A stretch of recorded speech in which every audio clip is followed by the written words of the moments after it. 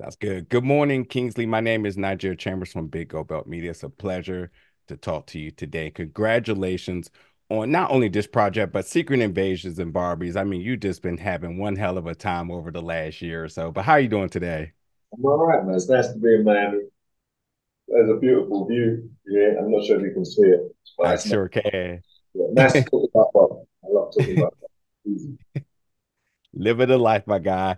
But yeah, you listen, Bob Marley, One Love. This is truly a very special outing for you in terms of the performance because considering you're someone who could not sing, who couldn't dance, but then completely stepping into this role, embodying Bob Marley, the essence of Bob Marley, spending the adequate time with the Bob Marley family and friends, and even the Jamaican culture. And then to talk a little bit more about the performance, I mean, these unique mannerisms that you were able to master, especially the dancing, and then going back to this side of Bob Marley we have never seen, considering this is much more personal, much more emotional. The cancer talk scene is got to be talked about for years to come. And then you just had the premiere on his birthday. All things considered here, what has this meant to you? And what aspects of the culture do you plan to keep forever and use in terms of future bodies of work? That's a big question. So I'm going to try and figure out how to answer it best. I feel like the last 2 years um, have been, I can't describe it, you know. I've been listening to Bob and learning about him and who he was as a human being, um, with his family and his friends and the people who loved him. I've shared in stories and heard things about his experience and his struggle and his suffering from when he was a child all the way through the voices of the people who knew and loved him. Um, I spent time in Jamaica with them, walked the streets where Bob did with them. And so there wasn't time when I got the job to really absorb the kind of magnitude of that privilege because there was just so much work to do. But now it's kind of sinking in a little bit, and the goodwill and the love around the world above, I'm starting to feel in a really strong way, and it's just special. Yeah, Um, I feel like I'll keep a lot of things, you know. This process has changed me as yeah. a human being, as you hope every job will, but this one really significantly has been just on a personal level to study Bob. You know, you talk about the mannerisms and stuff like that. I don't really, I don't. My process isn't external inwards. It's internal outwards. So I always find that once you understand the psychology, once you understand the trauma of someone, you know, like once you understand what it was that their purpose and their ambition and mixed with their struggle was, then you can start Yeah. trying to understand who they are and why they're relatable, how we all relate to Bob. Um, you And know, the music is one thing.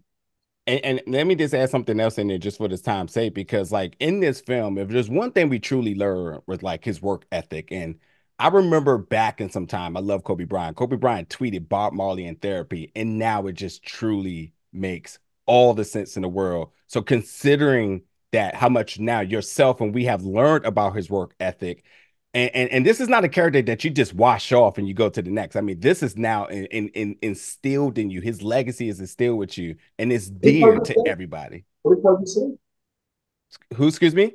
Oh, you said Kobe said what about him? Kobe tweeted about a while ago, obviously before his passing, back in about 2013, Bob Marley in therapy. That was the tweet. And now it just all just makes sense. Talk about Kobe's work ethic, knowing Bob Marley's work ethic, it just clearly makes sense. So with that, on that note, and to end this interview on that note, just understanding how much the work ethic has meant to himself, what we have learned from that, and Grant, what other aspects did you learn that you want to incorporate and use as you move forward in your journey in life?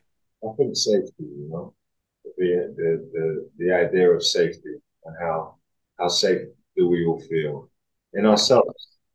yeah, Like it's really a question to to try and understand where Bob sat with that. at this time and in his life meant that I had to check myself in that way.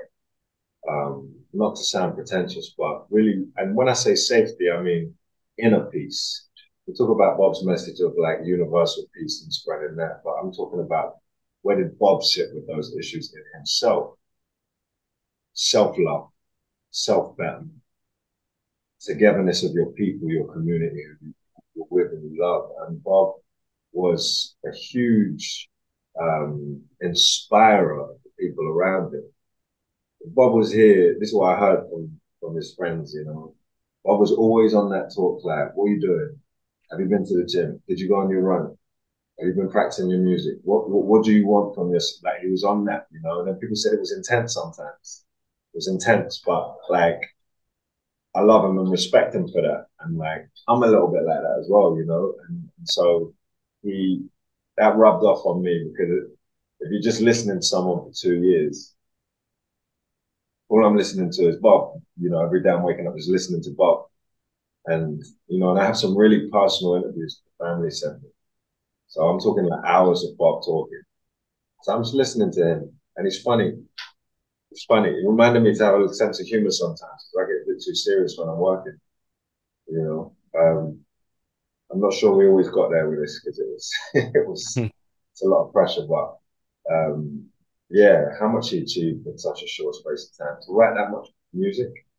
I mean, you got to write that many hits as an artist. You have to isolate yourself and be ready for that inspiration. You know, it's like you don't have time for that. It's work. And everyone who was around him was an infectious energy, wanted to be on the journey with him. So yeah, I hope that kind of sums up what he leaves me with. Absolutely does. Kingsley, thank you so much for your time and your work, and hopefully we get to do this again very soon. I like that a lot.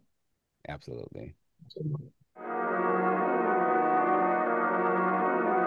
Ridiculous.